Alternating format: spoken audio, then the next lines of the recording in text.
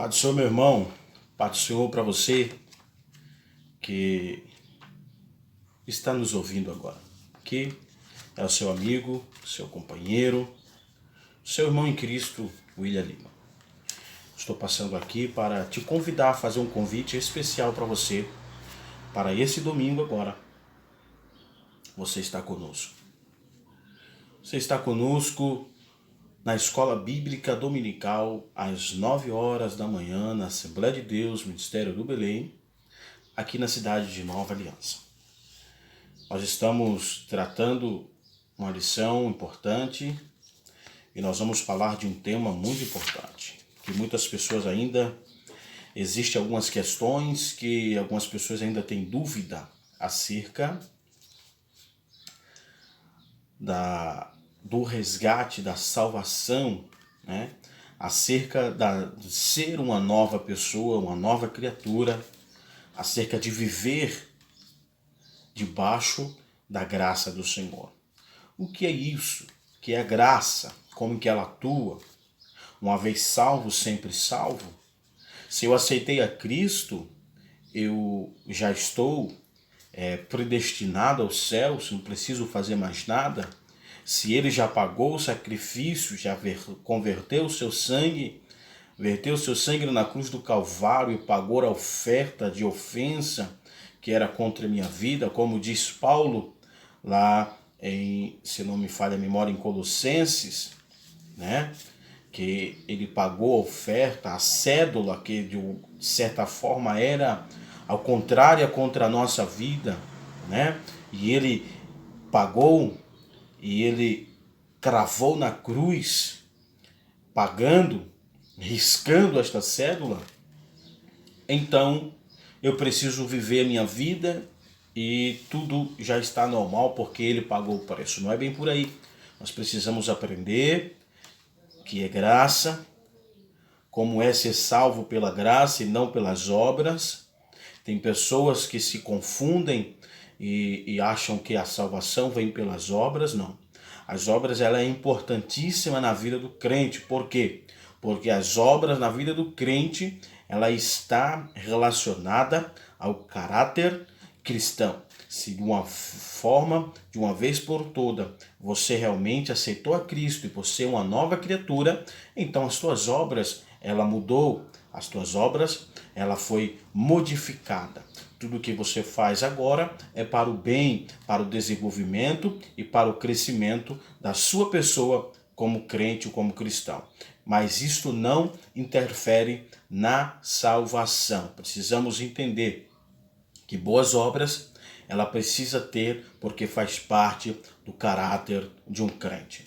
Um crente que não tem boas obras, um crente que é defamado, um crente que não procura cumprir as suas obrigações, fazer as suas obrigações e cumprir nos prazos, isto não pode acontecer na vida daqueles que foram alcançados pela graça do Senhor. Por quê? Porque se você se diz crente e as suas obras não condiz com o que você realmente está dizendo que é, mas na verdade não pratica aquilo que você está dizendo que é. Se você é crente, você precisa então praticar, você precisa então desenvolver, colocar em prática a tua vida como um crente. Então nós precisamos aprender exatamente isso, a diferença, né? Então nós vamos estar abordando um tema muito importante que é libertos do pecado para uma nova vida em Cristo. Observe, se você aceitou a Cristo, você não pode mais viver na sua vida de pecado, na sua prática de pecado, né? Então nós precisamos entender isso, né? Se eu aceitei a Cristo, a minha atitude, a minha vida, ela precisa condizer com aquilo que eu aceitei a Cristo. Se eu aceitei a Cristo, eu preciso entender que eu sou uma nova criatura. Se eu sou uma nova criatura, nós vamos entender pela luz da palavra que eu preciso mudar as minhas atitudes, não é verdade? Então, meus irmãos, nós vamos estar aqui abordando esta lição que está em Efésios capítulo 2, versículo 1 e versículo 10. Do 1 ao 10, vai estar abordando estes versículos que eu não vou ler porque o tempo não dá, mas os irmãos podem ler na sua casa e ter uma noção do que nós vamos estar estudando nesse domingo. Observe o primeiro tópico desta lição: a antiga natureza morta em ofensas e pecados. Nossa antiga condição, nossas ofensas e nossos pecados. É isso que nós vamos estar estudando a partir deste domingo. Então nós vamos estar estudando sobre isso. O segundo tópico: vivificados pela graça. Então vamos estudar e compreender o que é graça, como ela atua, como eu preciso estar atenado e entender o que é graça. Observe, primeiro subtópico do segundo tópico diz assim: alcançados pela misericórdia e pelo amor divino. Vamos entender e vamos estudar o que é o amor divino. Que amor que foi esse que nos resgatou ainda em nossas ofensas. Observe que nós fomos resgatados, fomos alcançados pela graça ainda em nossas ofensas, ou seja, no estado de pecado, distanciado de Deus.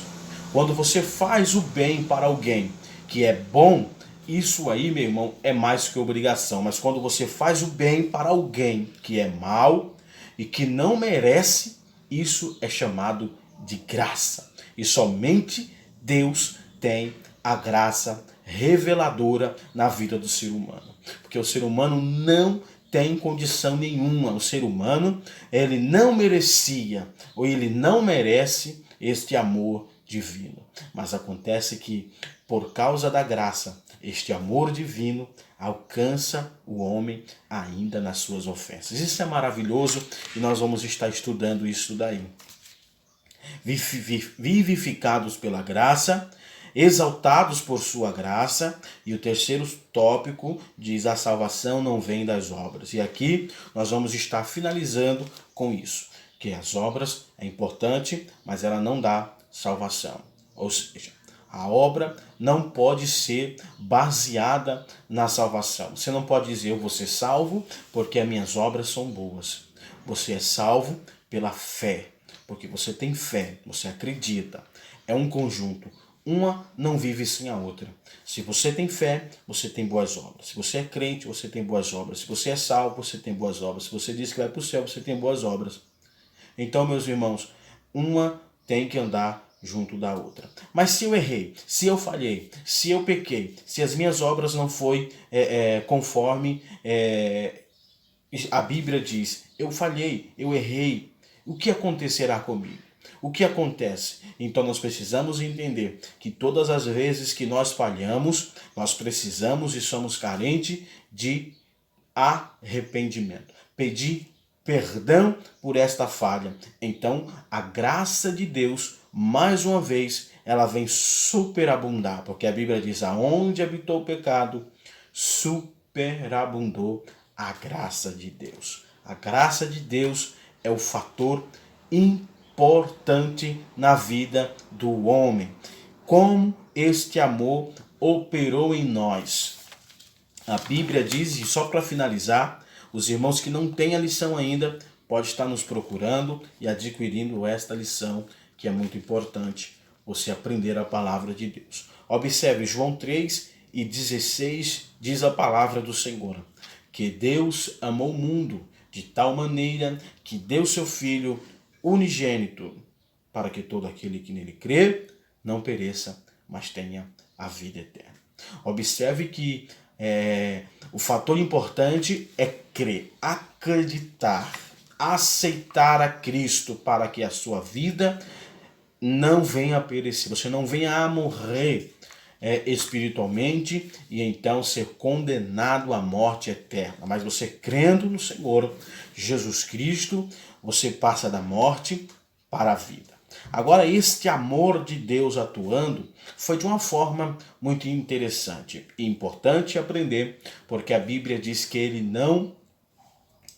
entregou, ele deu o seu filho, mas na verdade, no original, no grego, diz: não poupou o seu filho. Não poupou. Isso é interessante porque nós poupamos, Nós, seres humanos, queremos sempre estar economizando, poupar, sempre fazer o mínimo, sempre fazer o mais simples, sempre fazer o mais insignificante, né? Mas Deus não. Deus, quando fez, Ele fez, meu irmão, para valer. A Bíblia diz que o sacrifício de Cristo, lá em Hebreus, foi um sacrifício eterno e duradouro, ou seja, eterno. O sacrifício de Cristo, ele foi eterno, ou seja, quando Deus fez para toda a eternidade, meu irmão. Ele não fez o simples, ele não fez o básico, ele fez o melhor para você, o melhor para sua família, o melhor para sua casa.